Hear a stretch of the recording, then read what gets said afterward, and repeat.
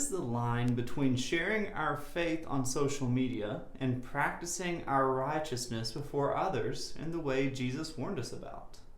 Let's start with the passage this question references. In Matthew chapter 6, verse 1, Jesus says, "Beware of practicing your righteousness before other people in order to be seen by them, for then you will have no reward from your Father who is in heaven." In verses 2 through 18, Jesus unpacks for us what he means by practicing your righteousness before others. The repetition in this passage is so important. He goes through 3 cycles. He says, giving so that they may be praised by others and they have received the reward. Then he says, praying so that they may be seen by others and they have received their reward.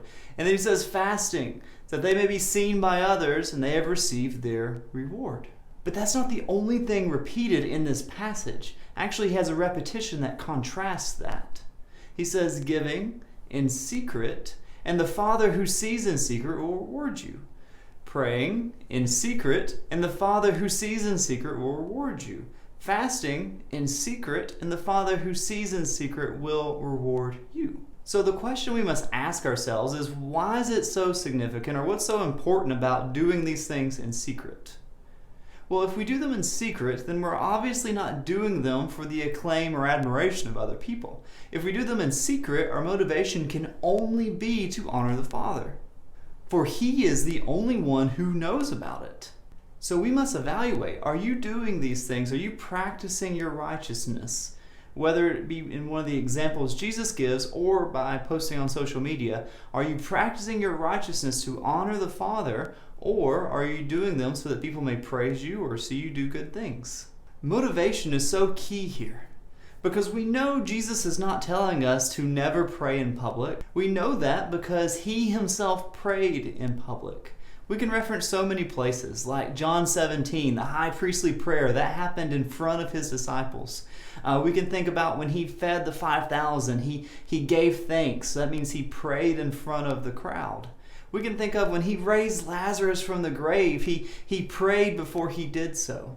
But we know His motivation was to obey the Father, and it was to honor the Father and to love the Father. So when He prayed in public, it wasn't like, hey, look how good I am. No, it's look how great the Father is. Is that our motivation when we post on social media, whether it be a verse or a quote or a quick picture of your quiet time? If your motivation is to get people to see you or to praise you or to think a certain thing about you, to think that, oh, look how good they are, look how holy they are, look how they have their life together, look how amazing they are, then yeah, if you're posting for that end, you've received your reward. So the answer to this question on where is the line, we have to ask, where is our motivation? Are your motivations to honor God or bring glory to yourself?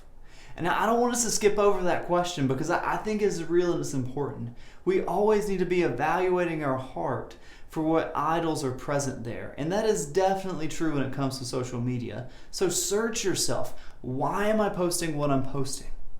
What are my true motivations? Do I have good intentions? And that leads us to the second part of our question. But are good intentions enough? Do they actually help anything? I actually think that we can use social media in a way that can be a help, that can impact other people. I mean, the verses that we share, the quotes that we share, or the activities that we share, it can definitely be an encouragement to others. I mean, we have no idea what kind of storm someone's going through that's scrolling through their feed, and how God can use what you've posted to help that person. That's definitely a reality. And my goodness, we know with all the darkness on there, when you post something that shines the light of the gospel message, that is a beautiful thing. And God has used crazier things to bring those who are far off into His family. I mean, we think, what is social media? Social media is meant to be social. It's meant to reflect what our lives look like. So it would only make sense that if you're a Christian following after Jesus, that your pursuit of Christ would spill over into social media. So yes, I think that they can be effective, they can make an impact. Frankly, we need to make sure that what we are posting is true. Not everything I see on social media about God is true. I see some well-meaning, good-intending Christians share their faith on Facebook or Instagram, and they'll share something that's just not accurate. So if we're really trying to honor God with what we post and we want it to be helpful and impactful, one of the best ways we can do that is to make sure what we post is actually true. Just because it sounds good does not mean it's true. Just because it's poetic does not mean it's true. Just because it's funny does not mean it's true. We need to make sure that we are spending the time in the Word of God so that we can filter out truth from untruth. So that when we post, trying to honor God with good intentions, we post things that are actually true. I absolutely think that we can honor God with what we post on social media. And I think a key aspect of that is where our hearts are aiming. Is it to honor God or is it to honor ourselves? If it's to honor God, then I believe He can bless that, and it can be good, it can be impactful, it can be helpful to other people. But we must also remember that social media is a tool. It is not meant to replace the discipleship and accountability that can happen in real relationships. It is not meant to replace the evangelism that can happen face to face. It's just a tool. So let us use this tool to honor God